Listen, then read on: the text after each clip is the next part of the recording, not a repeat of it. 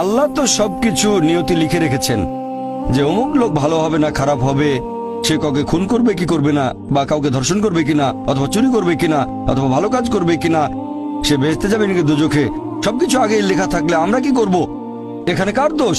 যদি কাউকে খুন করি, আল্লাহ আমার কদরে লিখেছেন, আমি খুন করবো আর করে ফেললাম, এই দোষটা কার? দোষ তো আল্লাহর। তাহলে আমাকে দোজখে পাঠানো হবে কেন? আর এটা খুবই লজিক্যাল প্রশ্ন।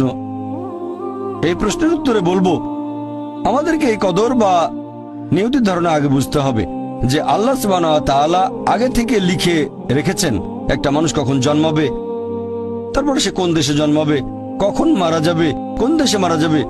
আল্লাহ পবিত্র কোরআনে বলেছেন সূরা ইসরা অধ্যায় 17 আয়াত নম্বর 14 যে যখন কোন শিশু জন্ম নেয় তার কর্মগুলো আমি তার গ্রীবালগ্ন করে দিই। একজন মানুষের ব্যাপারে আল্লাহ জানেন সে কি করবে, ভালো না খারাপ, সঠিক না বেঠিক, সে বেহেশতে যাবে নাকি দোজখে যাবে। যে ধরেন একটা ক্লাসে একজন টিচার পড়াচ্ছেন 100 জন ছাত্রকে প্রায় 1 বছর ধরে, আর পরীক্ষা শুরুর আগে টিচার অনুমান করলেন যে এই ছাত্রটা এবারের পরীক্ষায় ফার্স্ট হবে, ফার্স্ট ক্লাস ফার্স্ট, এই ছাত্র পাবে সেকেন্ড ক্লাস, এই ছাত্র করবে ফেল। এটা আমি উদাহরণ হিসেবে বলছি।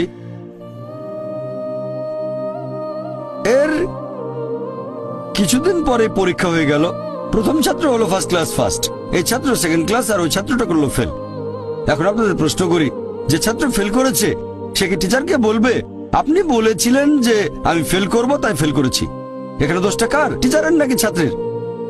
কার দোষ? ছাত্রের। টিচার অনুমান করেছেন এই ছাত্রটা বাইরে ঘুরে বেড়ায়, ঠিক মতো ক্লাসে আসে না, সিনেমা দেখতে যায়, এজন্য সে ফেল করবে। ওই ছাত্র মোটামুটি মাঝারি, এই ছাত্র খুব মেধাবী, অনেক পরিশ্রম করে, তাই টিচার পরীক্ষা শুরু হওয়ার আগে অনুমান করেছেন এই ছাত্র হবে ফার্স্ট ক্লাস ফার্স্ট, এই ছাত্র সেকেন্ড ক্লাস, ওই ছাত্র ফেল। তারপর আসলে ওই ছেলে ফার্স্ট ক্লাস ফার্স্ট, এই ছেলে সেকেন্ড ক্লাস, আর ওই ছাত্র ফেল। টিচার অনুমান করেছেন, তার মানে এই না যে দোষটা টিচারেরই হবে। টিচার সবাইকে পড়িয়েছেন সঠিকভাবে, সমানভাবে। একইভাবে আল্লাহ সুবহানাহু ওয়া তাআলার আছে ইলমে গায়েব, তিনি ভবিষ্যৎ সম্পর্কে জানেন। কিছু জিনিস ঠিক করা আছে যে এই লোকটা জন্মাবে অমুক দেশে, জন্মাবে অমুক দিনে, আর সে মারা যাবে অমুক দেশে অমুক তারিখে, ইত্যাদি ইত্যাদি। তার পরিবেশ ধনী হবে নাকি গরিব হবে, তবে পছন্দটা এখানে আপনার। যেমন ধরেন 12 স্ট্যান্ডার্ড পাস করার পরে অপশন আপনার হয়তো ইঞ্জিনিয়ার হবেন, অথবা ডাক্তার হবেন, বা একজন আইনজীবী। এখানে পছন্দ আপনার, ঠিক করলেন আপনি হবেন ইঞ্জিনিয়ার।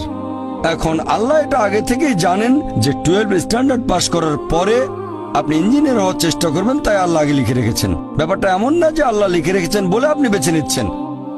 যেহেতু আপনি এটাই বেছে নেবেন, তাই আল্লাহ আগে লিখে রেখেছেন।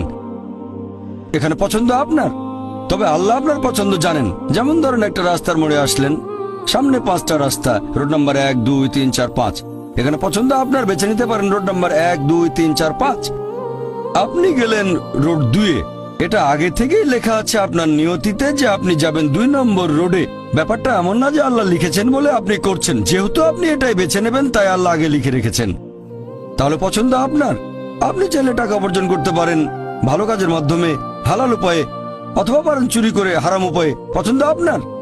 ধরেন চুরি করলেন, এটা আপনার সিদ্ধান্ত, তবে আল্লাহ আগে থেকে জানেন যে এই লোকটা সহজে টাকা পেতে চায় তাই চুরি করবে, তাই আল্লাহ আগে লিখে রেখেছেন যে এই লোকটা 25 বছর বয়সে চুরি করবে।